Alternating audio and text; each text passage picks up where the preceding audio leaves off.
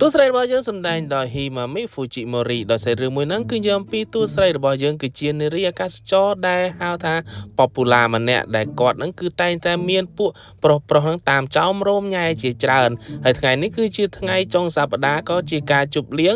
ណែនាំបុគ្គលិកថ្មីដូចជាអាតួប្រុសយើងនេះអីចឹងដែរហើយក៏មានការស្វាគមន៍គ្នាយ៉ាងកក់ក្ដៅអីចឹងណាតែតួស្រីរបស់យើងពេលឃើញអាតួប្រុសយើងបែរជាមានគេហៅថា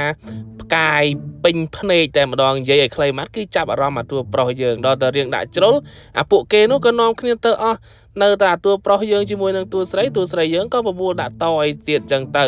ដល់អញ្ចឹងហើយអាតួប្រុសយើងក៏មិនអាចបដិសេធបានដែររៀមច្បងបបួលចឹងហើយក៏មានតែដាក់តបន្តទៅទៀតអីអញ្ចឹងណាដល់តែដាក់ចុះដាក់ឡើងទៅក៏រៀងធ្ងន់ដៃបន្តិចធ្វើឲ្យតួស្រីរបស់យើងក៏មានការត្រេតត្រោតហើយអ្វីសំខាន់នោះហួសរត់ភ្លើងខ្សែចុងក្រោយរបស់អាតួប្រុសទៅផ្ទះអត់រួចទេអញ្ចឹងហើយតួស្រីរបស់យើងមានតែបបួលទៅផ្ទះតួស្រីយើងសិនណា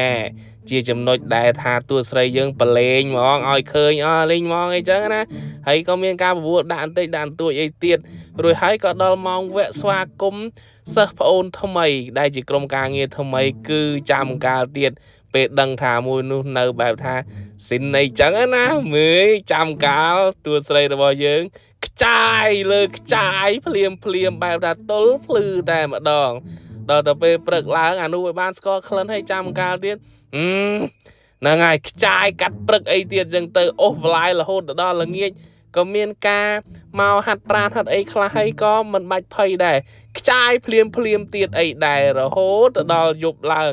ហ្នឹងក៏មិនឲ្យខកចិត្តខកអំណងទៀតបែបថាចុះសៅរ៍អាទិត្យអត់បានធ្វើការផងមានអីដាក់យោតែម្ដងហើយតួស្រីរបស់យើងក៏បានស្លៀកពាក់ឈុតនារីអាកាសចរហ្នឹងមកបំពេញតម្រូវការតួប្រុសយ៉ាងទៀតអែមតែហ្មងអសោះបើសិនចូលឡើងជាកូនកុំភ្លេច search មើលហើយបើចូលចិត្តក៏កុំភ្លេចចុច like ចុច follow ផង